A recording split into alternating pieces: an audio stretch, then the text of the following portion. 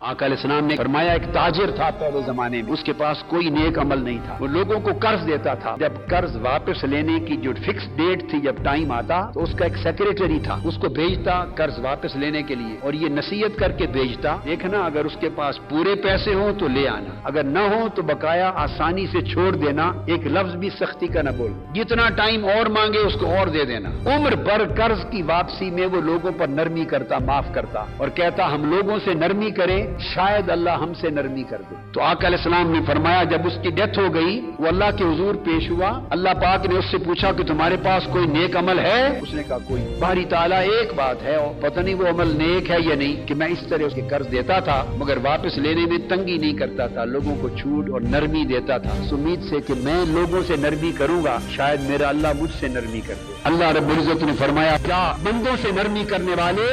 میں نے تم سے نرمی کی اور تمہیں معاف کر دیا۔